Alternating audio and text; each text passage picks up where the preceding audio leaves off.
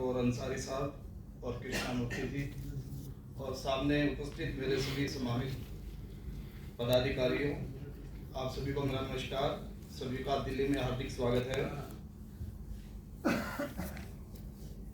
Federation में मैंने 7 साल से मैं जुड़ा हूँ फेडरेशन से। बहुत प्रयास हुए हैं, बहुत बड़े बड़े आंदोलन हुए हैं, लेकिन कभी जैसे अभी अंसारी साहब ने सुझाव दिया, मैं बिल्कुल सुझाव से समर्थन करता हूं कि कभी वितरण बंद नहीं किया हम लोगों ने। जब तक सरकार का काम चलता रहेगा तब तक हम सिर्फ डिमांड करते रहेंगे, आंदोलन करते रहेंगे। सरकार सुनेगी या नहीं सुनेगी कोई गारंटी नहीं है। हमने दिल्ली में भी देखा है, जब जब हमने वितरण को रोका है तब तब सरकार ने हमें बुलाया है। ना केवल बुलाया है बल्कि कुछ ना कुछ दे के ही भेजा है। पूरा ना सही, हमने डिमांड तो की थी 2 से 3 रुपए की डिमांड की थी, लेकिन हमें 2 रुपए मिला। 2 रुपए भी 2 बार मिला।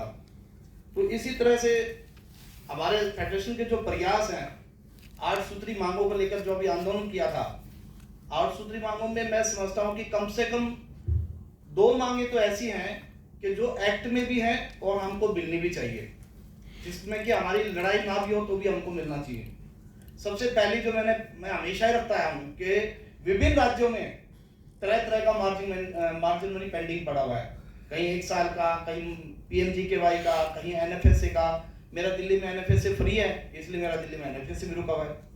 तो एडवांस मार्जिन मनी जब एक्ट में प्रोविजन है और एक्ट में प्रोविजन होने के बाद भी स्टेट गवर्नमेंट उसको लेके बैठी रहती है, इवन भारत सरकार से एडवांस मिल भी जाता है। अभी सितंबर तक का PMGKY का कमीशन सभी स्टेटों को भारत सरकार के जो असिस्टेंस है वो दी जा चुकी है, उसके बावजूद भी स्टेट गवर्नमेंट उसको इश्यू नहीं करती है।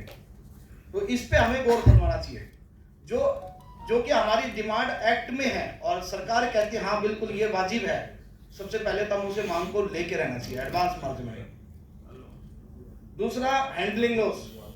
अभी आप लोगों को पत्र मिले होंगे, वेस्ट बंगाल में ये अलाउ हो गया। वेस्ट बंगाल में 200 ग्राम पर किलो ये अलाउ कर दिया गया है और यही प्रयास सभी स्टेटों का होना चाहिए, चाहे किसी भी तरह से हो के सभी स्टेटों को। जबकि अब तो ई-पोस्ट लागू हो गई है, अब हाँ 200 ग्राम पर क्विंटल, ओके 200 ग्राम पर क्विंटल, ठीक है। तो ये अब ई-पोस्ट जब हो गई है तो हमें एडजस्टमेंट करने का कोई साधन ही नहीं बचा है। पहले तो मैनुअल होता था, उसमें तो फिर भी एडजस्टमेंट हो जाती थी, क्योंकि हमारी जो सबसे पहले राशन की चोरी होती है हमारे ट्रांसपोर्ट में होती है। मैं तो दिल्ली में जानता हूं कि हमारे यहाँ दुकानों पे राशन पहुंचाया जाता है, रास्ते में ट्रक ड्राइवर लेबर मिलके चोरी कर लेते हैं। कितना ही तोल लो आप, बहुत हेरा फेरी के उनके पास साधन है, वो कहीं ना कहीं फिर भी 50-100 किलो तो हर डिलीवरी पे काट ही लेते हैं। कितना भी आप तोल लो, आपके सामने धर्म काटा है तो भी, ये हम जीता जागता सबूत है कि हमने खुद समझा है, देखा है। तो वो जब तक चोरी वहां से नहीं रोकेगी, हमारी कैसे एडजस्टमेंट होगी। तो ये हैंडलिंग लॉस तो निश्चित रूप से, चाहे कोर्ट के माध्यम से, चाहे सरकार को पत्राचार के माध्यम से, चाहे वितरण को रोक देने के माध्यम से, जिस तरीके से भी हमें मिलने, ये 2 चीजें तो हमारी जो सरकार की तरफ से भी अलाउ है वो हमें मिलनी चाहिए। तीसरा, अभी आपने देखा होगा कि ड्यूल ट्रांजैक्शन करनी पड़ रही है हमें, डबल ई-पोस्ट पे। ये बहुत बड़ी समस्या है। इनका सर्वर अपडेट नहीं होता, इनका सर्वर हमेशा डाउन रहता है और नेटवर्क भी जो है ना कई जगह तो बहुत प्रॉब्लम है। तो इसमें पब्लिक का तो हमें सामना करना ही पड़ता है और साथ साथ भीड़ का सामना इतना करना पड़ता है कि हमें खुद परेशानी होती है। क्या करें? या तो मशीन को कभी कभी दिल करता है कि दुकान ही छोड़ दे, कोटा ही छोड़ दे, क्या करें? कस्टमर अपनी बात बोलता है, हमें कोई सुनने वाला नहीं है, हमें कस्टमर की भी सुननी है और हमारी कोई सुनने वाला नहीं है। सर्वर अपडेट नहीं होता है, डबल ट्रांजैक्शन करो, एक ही आदमी को एक ही समय में 2 बार अंगूठे लगाओ, दोनों बार कार्ड नंबर एंट्री करो, फिर उसका फैमिली मेंबर का डिटेल सेलेक्ट करो, उसके बाद उसको फिर डबल ट्रांजैक्शन कराओ। तो जो कार्डधारी को हम दिन भर में 100-200 को देते थे वो आधा हो गया। आधा तब है जब सर्वर और नेटवर्क दोनों बिल्कुल फर्स्ट क्लास में। अगर उसमें कहीं दिक्कत हो वो भी समझ लो, हमारा भी जो तनख्वाह उस दिन का दिहाड़ी बेकार गया और हमारे तोलने वाले का बेकार गया। ये बहुत बड़ी समस्या है और ये समस्या न केवल स्टेट की तरफ से आई है, ये समस्या भारत सरकार के ऑर्डर से हुआ है। क्योंकि हमने इसके चक्कर में अभी सितंबर में 4 दिन के लिए काम बंद कर दिया था, कोई ट्रांजैक्शन नहीं करी दिल्ली में। मुश्किल से मतलब नंबर ऑफ थाउजेंड्स, जो लाखों ट्रांजैक्शन दिल्ली में होती है वो 1000 भी नहीं पार कर पाई। फिर सरकार ने हमें बुलाया, भाई आप इतना क्यों बंद करके? हमने कहा ये डबल ट्रांजैक्शन कैसे कराएंगे? एक बार तो अंगूठा जल्दी से पकड़ता नहीं है, दो दो बार तो पकड़ना बहुत मुश्किल है, ये तो कहीं बहुत बड़ी समस्या है। उन्होंने कहा देखिए ये स्टेट गवर्नमेंट की तरफ से ऐसी कोई रिक्वेस्ट नहीं है, ये एनआईसी हैदराबाद को डायरेक्शन दी गई है गवर्नमेंट ऑफ इंडिया की तरफ से। लेटर दिखाया सुधांशु पांडे जी का, और ये कोई घटना हुई थी हमारे उत्तर प्रदेश में कोई मेरठ के अंदर, कि जिसमें ये नहीं पता था कस्टमर को ये हमें पीएमजेए का मिल रहा है या एनएफएसए का मिल रहा है, जिसको लेकर के लोगों को जागरूक करने के लिए डबल ट्रांजैक्शन का ये प्रोविजन किया गया है। लेकिन हमने कहा कि ये डबल ट्रांजैक्शन से फायदा क्या है? जब एक स्लिप में ट्रांजैक्शन करने के बाद दोनों आइटम, दोनों स्कीम का पूरा ब्यौरा अंकित है, तो फिर डबल ट्रांजैक्शन से क्या 2 स्लिप निकलेंगी? इतना ही तो फर्क है।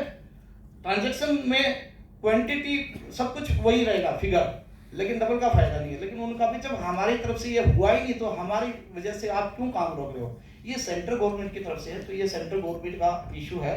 अगर हमारी फेडरेशन की तरफ से इसमें कुछ सहयोग हो तो ये डबल ट्रांजैक्शन लगभग मेरे को लगता है कि शायद सभी स्टेटों में होगी या कोई स्टेट ऐसा है नहीं। देखिए राजस्थान में तो शायद अगस्त से हो गई थी, मेरी बात हुई थी। तेलंगाना में नहीं है, बंगाल में नहीं है। लेकिन जो भी प्रिविलेज होती है ना वो सारी बंगाल में होती है, क्योंकि बंगाल में हमारे दादा बैठे हैं, इसलिए हो सके हमें भी इसका कोई फायदा मिले इनके रहते हुए, हम तो ये उम्मीद करते हैं। अभी उत्तराखंड में भी नहीं होती। और एक और नया फरमान है, अभी मोबाइल दीजिए मेरा। एक और नया फरमान आया अभी भारत सरकार की तरफ से। अभी आजादी के 75 वर्ष होने पर, आजादी की 75वीं वर्षगांठ पे इन्होंने क्या रखा है कि हर जिले में 75 एफपीएस को मॉडल बनाना है, और जो 75 एफपीएस को मॉडल बनाना है उसके अंदर जो भी इंफ्रास्ट्रक्चर होगा, जो भी सुविधाएं होंगी, जो भी फैसिलिटी होंगी, वो एफपीएस डीलर को खुद की करनी है। चाहे वो सीसीटीवी कैमरे लगाने हो, तो मैं अभी बताता हूँ, इसमें मैंने स्क्रीनशॉट लिया हुआ है, ये लो।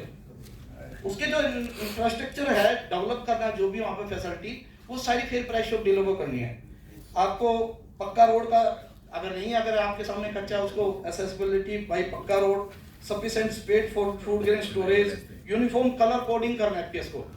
और एडिशनल फैसिलिटी एफपीएस के लिए क्या है कि फर्स्ट एड बॉक्स लगाओ, सीसीटीवी कैमरे लगाओ, फायर एक्सटिंग्विशर लगाओ, ये ट्रांसकैन, तरह तरह की चीजें इसमें दी गई है। तो आप सर बताइए, अब तो ई पोस्ट हो गया है, वही नॉर्मल हम कमीशन में जो हमको मिलता भी नहीं है समय पे, उसके अंदर ये सारी फैसिलिटी हम कहाँ से लें? इसके अलावा जो और रिक्वायरमेंट इसमें बहुत सारी दी गई है कि seating arrangement, portable drinking water, हालांकि चलो पोर्टेबल ड्रिंकिंग वाटर तो समझ में आता है कि सबको पिलाना ही चाहिए, रखना ही चाहिए।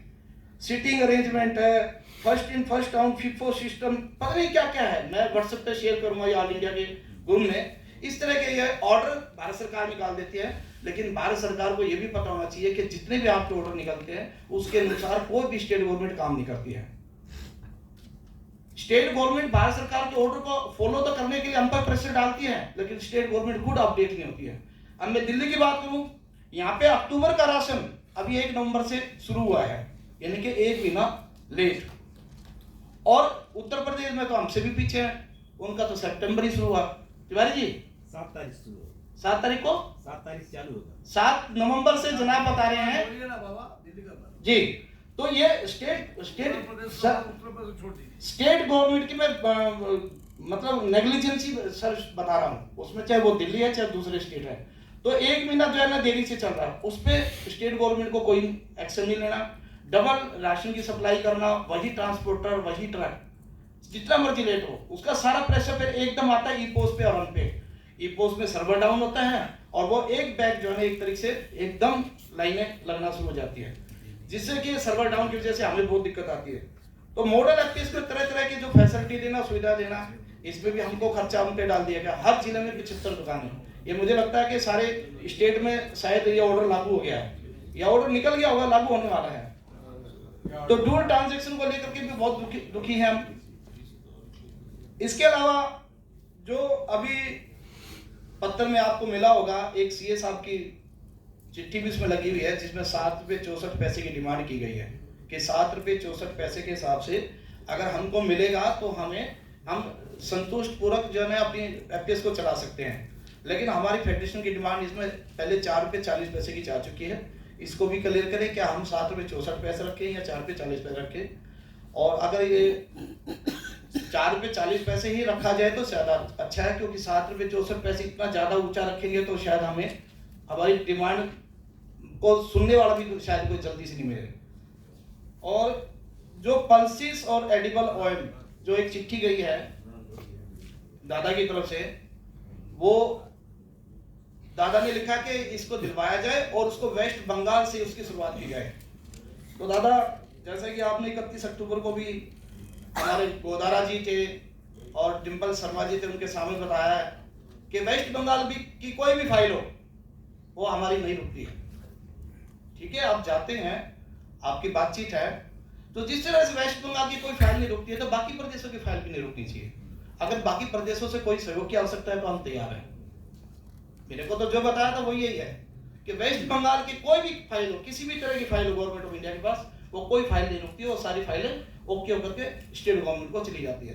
तो मैं उम्मीद करूंगा कि बाकी स्टेटों का भी अगर कोई ऐसा इशू है तो उसमें भी दादा आपका सहयोग पूर्ण तरह से हमें मिले, और हमारे तरफ से अगर कोई ऐसी सहयोग की आवश्यकता है तो हमें बताएं जिसका हम परिपूर्ण करने में सक्षम हो।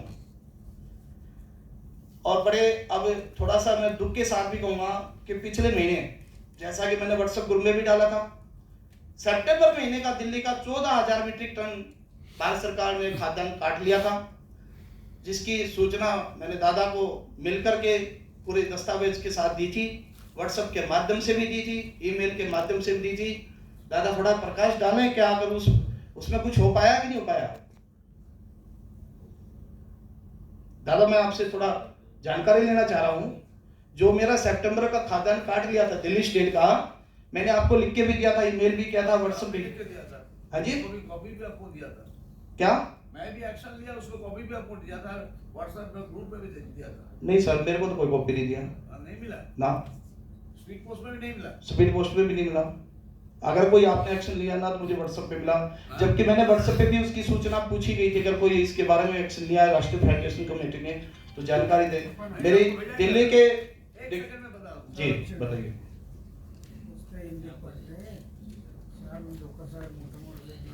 सैमसंग एक्शन लिया मैंने ऑफिस में, अब बोलिए हम देंगे। इसके अलावा जो पल्सेस और एडिबल ऑयल्स दादा जो हम लोग चाहते हैं कि अदर ग्रोसरी आइटम वायबिलिटी बढ़ाने के लिए एफपीएस की, वो जो भी स्टेट अगर इसको लेना चाहे, आपने लिखा था इसमें वेस्ट बंगाल से इसकी शुरुआत की जाए, जो भी स्टेट लेना चाहे वो किस तरह से इसमें क्या अप्लाई कर सकते हैं, किसे चिट्ठी लिखना है और कैसे उसको मिलेगा, उसके बारे में हमें सबको इस बारे में जानकारी देने की कृपा करें।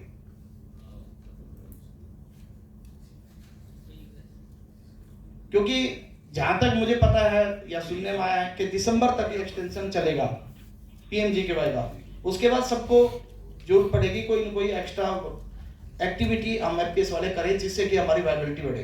दिसंबर तक तो हो सकता है कि हमें थोड़ा सा मिल रहा है मार्जिन मनी, जिसकी वजह से हम थोड़ा प्रयास कम करें, लेकिन दिसंबर के बाद निश्चित रूप से अगर नहीं बढ़ा पीएमजीकेवाई, हमें वायबिलिटी अपनी दुकान को चलाने के लिए, दुरुस्त रखने के लिए हमें अदर्स नॉन पीडीएस आइटम का भी सहारा लेना पड़ेगा। अदर सर्विस जो गवर्नमेंट ऑफ इंडिया की तरफ से जो रखी गई है, बैंकिंग सर्विस या दूसरी 5 लीटर जो सिलेंडर की जो बात आ रखी है, उनका भी हमें सहारा लेना पड़ेगा।